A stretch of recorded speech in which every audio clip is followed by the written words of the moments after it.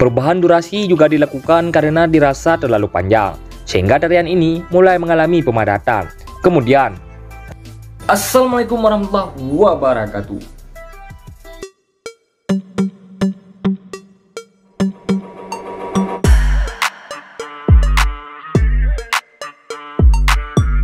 Tari Renup Lampuan pertama kali diciptakan pada tahun 1959 oleh salah satu seniman terkenal dari Aceh yang bernama Yusridal. Nama tari Renup Lampuan ini diambil dari kata Ranup dan Lampuan.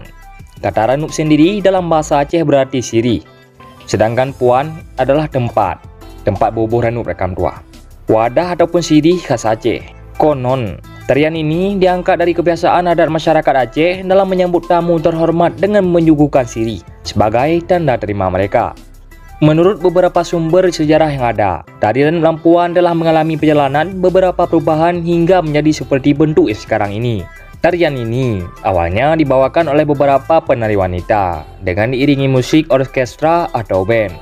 Pada tahun 1999, tari Renup Lampuan dimodifikasi dengan menambahkan 3 orang penari pria yang terdiri dari 2 orang pengawal menggunakan pedang dan 1 orang memegang vandel. Nah rekan tuah dan awak-awak tuah semua. Namun, sekitar tahun 1966, tarian ini kemudian diubah lagi ke bentuknya yang semula. Hal ini dilakukan sesuai dengan saran dari para tetua adat, yaitu dengan menampilkan para penari wanita saja. Selain itu, perubahan durasi juga dilakukan karena dirasa terlalu panjang, sehingga tarian ini mulai mengalami pemadatan.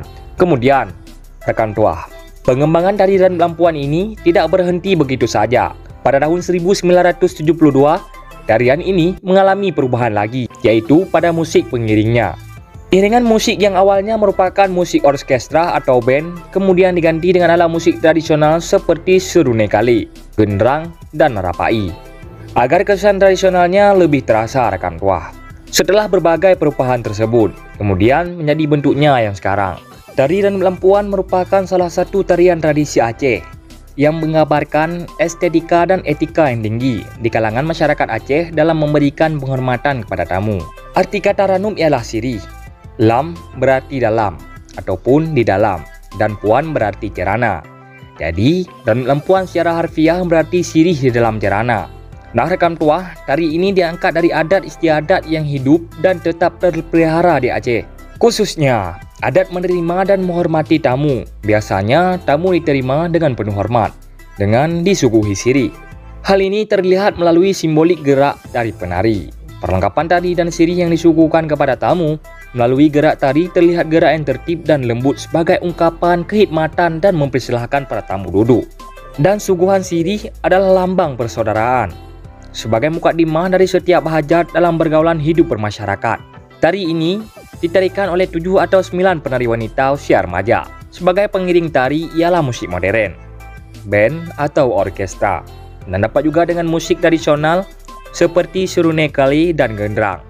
Tari ini berlatar belakang adat istiadat yang hidup dan tetap terpelihara di Aceh, khususnya adat menerima dan menghormati tamu. Hal ini terlihat simbolik gerak tari penari maupun melalui perlengkapan tari.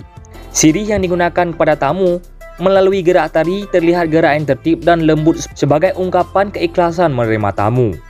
Gerak lembut ke samping kanan kiri dengan tangan menghayun adalah ungkapan kehormatan mempersilahkan para tamu untuk duduk. Dan suguhan sirih adalah perlambang persaudaraan. Renup Lampuan dalam bahasa Aceh memiliki arti persembahan untuk yang dimuliakan. Dalam tradisi adat, tarian Renup Lampuan pun dipersembahkan untuk mereka yang dimuliakan. Selain dipentaskan, tari ini ada kalanya diadakan langsung di tempat acara penyambatan tamu negara, seperti di lapangan terbang dan lain-lainnya. Dan tari ini juga digunakan pada adat pesta perkawinan di Aceh. Nah rekan tuah, beginilah cerita tentang sejarah dari tari Renup Lampuan.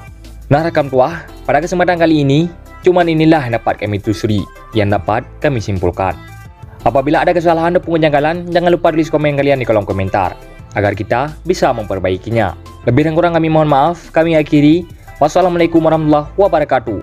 Sampai jumpa di konten berikutnya.